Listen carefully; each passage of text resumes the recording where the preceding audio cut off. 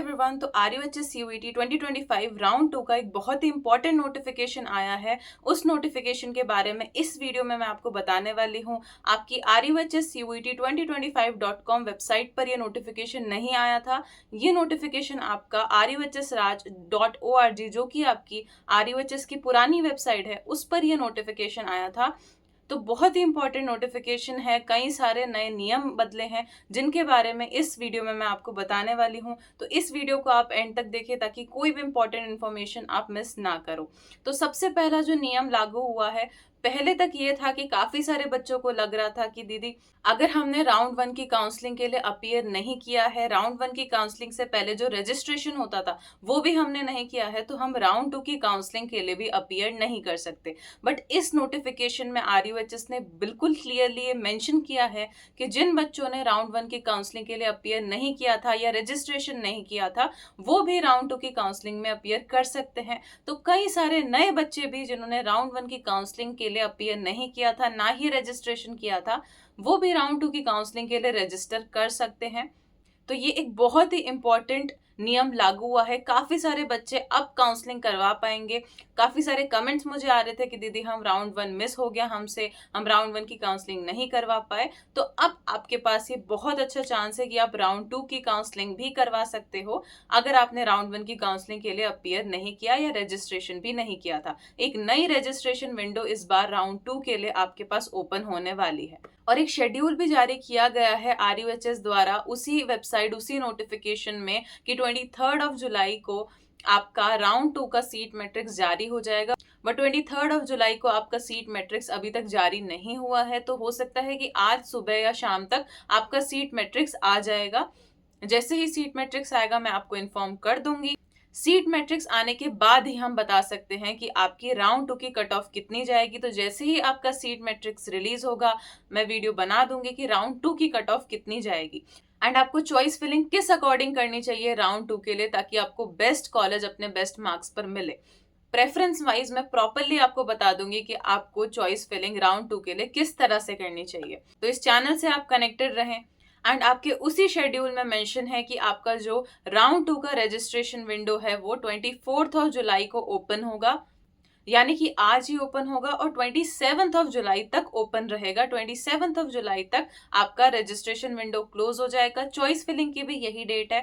24 जुलाई को आपकी choice filling start होगी एंड 27 जुलाई तक आपकी चॉइस फिलिंग क्लोज हो जाएगी। एंड एक बार चॉइस फिलिंग करने के बाद आप उसको मल्टीपल टाइम्स एडिट भी कर सकते हैं। एक बार आपने चॉइस फिलिंग की एंड उसको लॉक कर दिया, आपका थोड़े टाइम बाद मन किया कि नहीं मुझे किसी और तरह से चॉइस फिलिंग करनी है, तो आप उसको मल्टीपल टाइम एडिट भी कर सकते हो। एंड आपका जो राउंड 2 का अलॉटमेंट है वो 1 अगस्त तक आपका रिलीज हो जाएगा एंड 2 अगस्त से आपका राउंड 2 की रिपोर्टिंग भी स्टार्ट हो जाएगी। 6 अगस्त तक आपकी रिपोर्टिंग टाइम रहेगा। 5 दिन का टाइम आपको मिलेगा रिपोर्टिंग के लिए। एंड इसी के नीचे महत्वपूर्ण नोट करके भी एक ऑप्शन है जो कि मैं आपको एक्सप्लेन कर देती हूँ ताकि कोई भी डाउट्स आपका ना रहे। तो सबसे पहले RUHS ने लिखा है कि वो सारे स्टूडेंट्स जिन्होंने RUHS CUET 2025 का एग्जाम दिया था वो राउंड 2 की काउंसलिंग के लिए अपीयर कर सकते हैं। तो आपके कितने भी मार्क्स क्यों ना हो, आपको राउंड 2 की काउंसलिंग के लिए अपीयर करना चाहिए। आपको कोई ना कोई कॉलेज मिलेगा। 30 या 40 से ऊपर भी आपके मार्क्स है तो प्राइवेट कॉलेज भी मिलने के चांसेस हैं आपको। एंड अदर स्टेट वाले स्टूडेंट जिनको कि राउंड में कॉलेज अलॉट नहीं हुआ था उनको भी राउंड 2 की काउंसलिंग के लिए अपीयर करना है।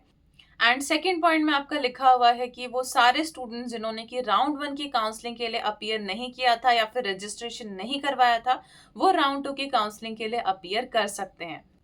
एंड थर्ड पॉइंट आपका लिखा हुआ है कि जिन बच्चों को राउंड 1 में ही कॉलेज अलॉट हो गया था बट राउंड 2 में वो अपना कॉलेज अपग्रेड करवाना चाह रहे हैं तो वो भी अपना कॉलेज अपग्रेड करा सकते हैं। राउंड 2 में उन्हें नई चॉइस फिलिंग करने का ऑप्शन मिलेगा, जो कि मैं पहले भी आपको कई वीडियोस में बता चुकी हूँ कि अगर आपको आपका मनपसंद कॉलेज फर्स्ट राउंड में मिल गया है पर आपको लगता है कि आप राउंड 2 में इससे भी बेटर कॉलेज आपको मिल सकता है तो सेकंड राउंड में आपको उन्हीं कॉलेजेस को फिल करना है जो आपको राउंड 1 में कॉलेज मिला है उससे बेटर कॉलेजेस हो। क्योंकि ऐसा नहीं होना चाहिए कि आपने राउंड 2 में ऐसे कॉलेजेस फिल कर लिए जिनको आप ज्वाइन ही नहीं करना चाहते। आपने बहुत सारे कॉलेजेस फिल कर लिए, फिर आपको राउंड 2 में जो कॉलेज अलॉट होगा आपको वही कॉलेज ज्वाइन करना पड़ेगा। अगर आपका राउंड 1 में कोई बेटर कॉलेज भी था उस कॉलेज को भी छोड़कर आपको राउंड 2 का ही कॉलेज ज्वाइन करना पड़ेगा।